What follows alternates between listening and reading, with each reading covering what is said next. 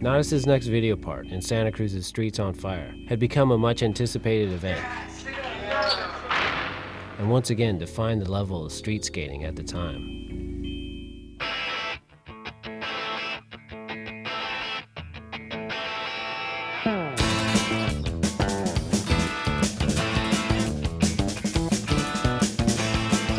Captain, there are doubts regarding your ability to lead them. The men lead them. There are doubts in your ability. There's too many blinds in your analogy.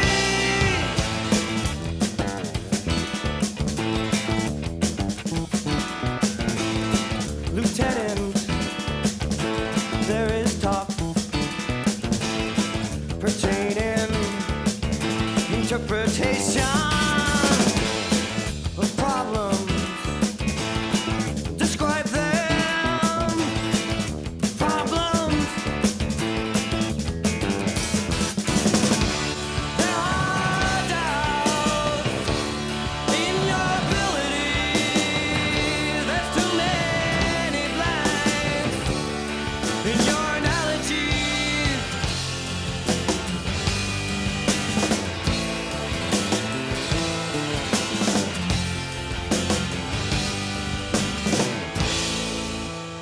When I really got into Nodis was watching those videos, and it was everything, Nodis. I had to be Nodis to everything. Trying to just emulate every single thing, like, trying to get the haircut. Like, everyone was doing like the Tony Hawk haircut. We were trying to do the Nodis haircut. That was what was so amazing about it, just that someone could spark that.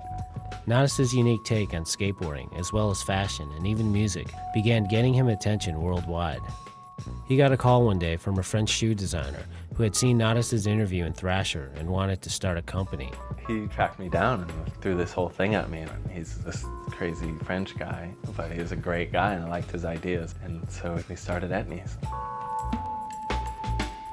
Nodis's shoe, the first pro model skateboard shoe, was released in 1988. Having a skate shoe tested and approved by a top pro was a totally new concept, but it would set a precedent and become the standard in the industry for years to come.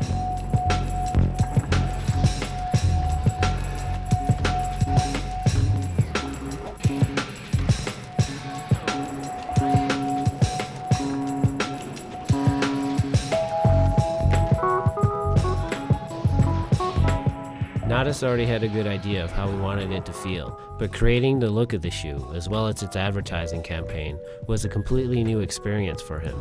It planted a seed, like, someone's got to think of that. Someone's got to think of every last thing and think about what it does when you see all these things. That's trying to figure it all out, I guess.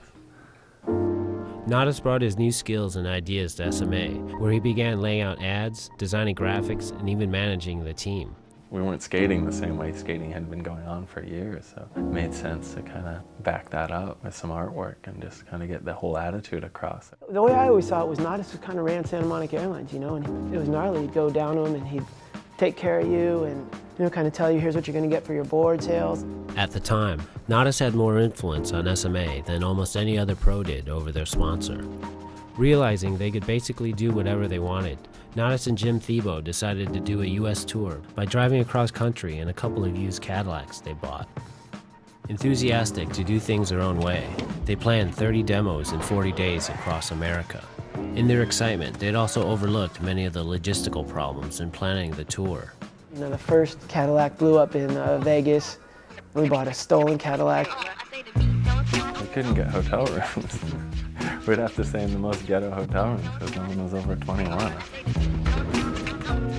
The tour also included Julian Stranger, Mickey Reyes, and Alan Peterson.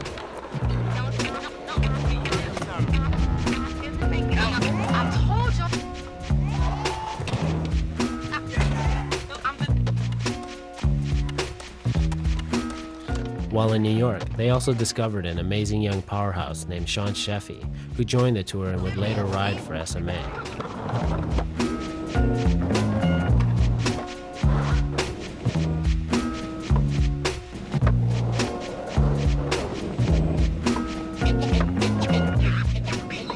Although a bit disorganized, the Cadillac Tour was a success and touched the lives of many up-and-coming skateboarders. And at a demo, and we're rail sliding this box. And Gino Iannucci is one of the kids holding up that box.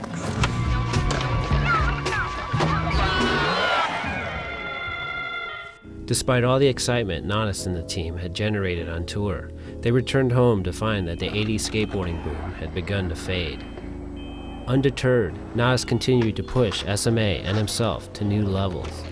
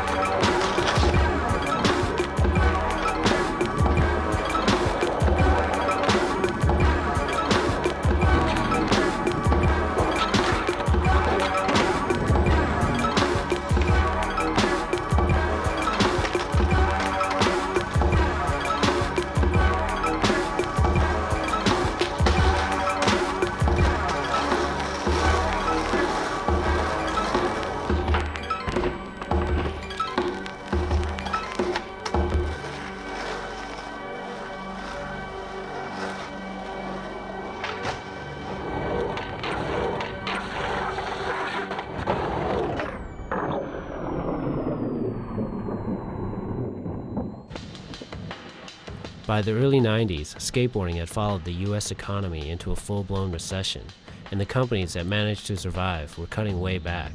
Nadas began to feel that the effort he was putting into SMA wasn't quite paying off. At the same time, his friend and fellow pro skater, Steve Rocco, had just started World Industries. It was based on the ideal of keeping skateboarding creative and fun, and was completely run by skaters.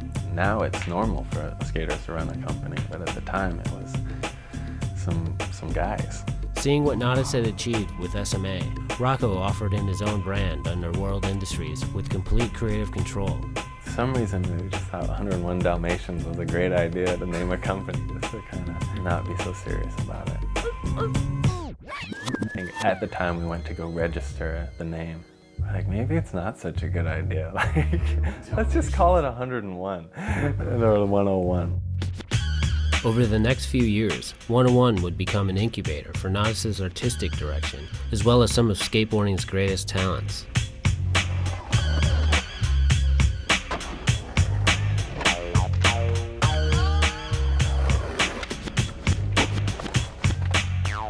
In 1992, Nadas was finally at the helm of his own company and was still skating strong and was poised to establish 101 as a major brand. But a single injury would soon change all that.